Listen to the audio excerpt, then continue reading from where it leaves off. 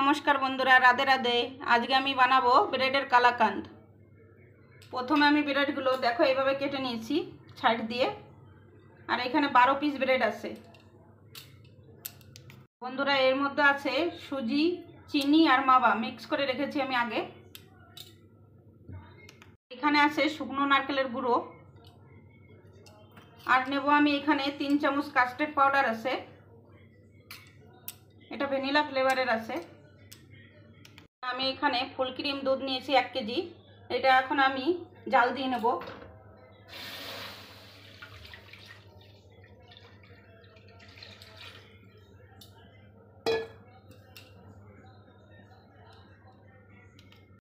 এই দেখো বন্ধুরা দুধ গরম হয়ে গেছে। আমি এখান থেকে এখন 2-3 হাতা তুলে নেব।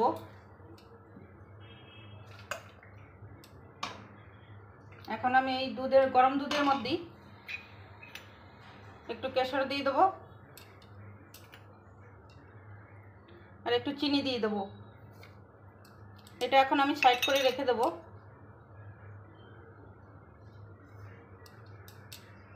এই দুধের মধ্যে আমি এখন দিয়ে দেব মাবা সুজি আর চিনি।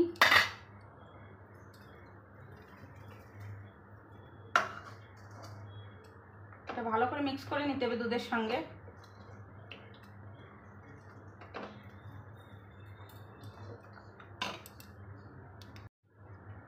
এই দেখো বন্ধুরা এটা যখন একটু গাঢ় হয়ে যাবে তখন এর মধ্যে আমি দিয়ে দেব এই নারকেলের গুঁড়ো শুকনো। এটা ধীরে ধীরে দিতে হবে।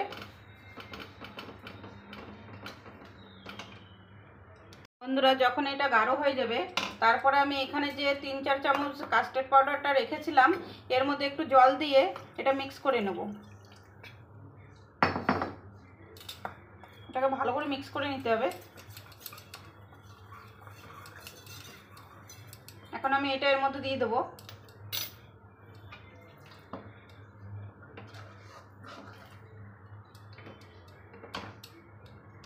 কাস্টার্ড পাউডারটা আমি এই জন্য দিয়েছি, এটা দিলে একটা সুন্দর সুগন্ধ আসে আর এটা গাঢ় হয়ে যায়, জমে যায় এটা তাড়াতাড়ি। দেখো বন্ধুরা আমার এটা বানানো হয়ে গেছে। এখন আমি গ্যাসটা বন্ধ করে নেব আর এটা একটু ঠান্ডা করে নেব। এখন বন্ধুরা আমি যে ব্রেডগুলো কেটে রেখেছিলাম সেইগুলো এই ট্রেটা আমি সাজিয়ে নেব। প্রথমে আমি এখান থেকে একটুখানি মাওয়া এই ট্রের উপরে দিয়ে দেবো। এটা একটু ঠান্ডা হয়ে গেছে।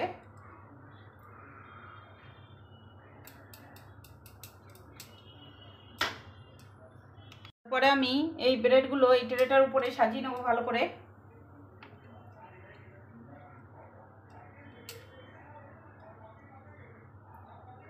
দেখো বন্ধুরা এইভাবে সাজিয়ে নেব আমি। দেখো বন্ধুরা আমি এইভাবে সাজিয়ে নিয়েছি ব্রেডগুলো। এখন আমি এর উপরে দিয়ে দেবো মাওয়াটা, পুরো সব জায়গায় দিয়ে দেবো ভালো করে।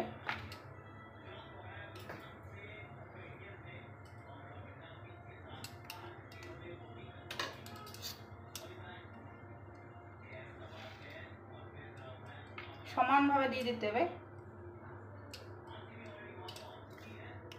বন্ধুরা মাওয়াটা আমি সব জায়গা দিয়ে দিয়েছি। এখন আমি এর উপরে আবার ব্রেড দিয়ে দেবো। একইভাবে সাজিয়ে নেব।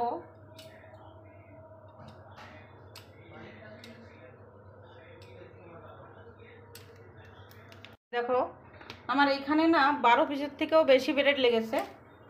আমি এখন এর উপরে দিয়ে দেবো কেশর দিয়ে যে দুধটা আমি রেখে দিয়েছিলাম ওই দুধটা এর উপর দিয়ে দেবো।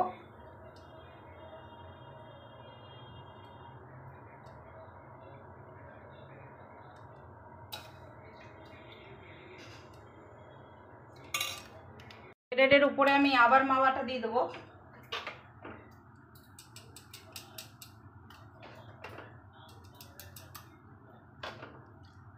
দেখো বন্ধুরা আমি কালাকান্দটা সাজিয়ে নিয়েছি। এর উপরে আমি একটু বাদাম আর কেশর দিয়ে দিয়েছি আর উপর দিয়ে দেবো আমি একটু নারকেলের পাউডার। আর এটা আমি রেখে দেবো ফ্রিজে 2 ঘন্টা। ঠান্ডা করলে এটা খেতে আরও ভালো লাগে। দেখো বন্ধুরা আমি 2 ঘন্টা পরে ফ্রিজের থেকে বের করে নিয়েছি। এখন কালাকাঁদ খাওয়ার জন্য রেডি। এটা আমি কেটে দেখাবো এখন।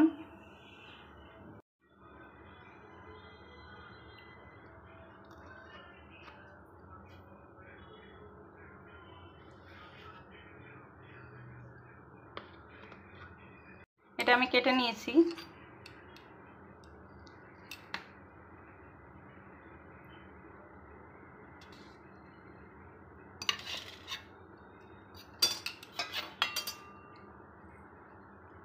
এটা কত সফট হয় দেখো বন্ধুরা।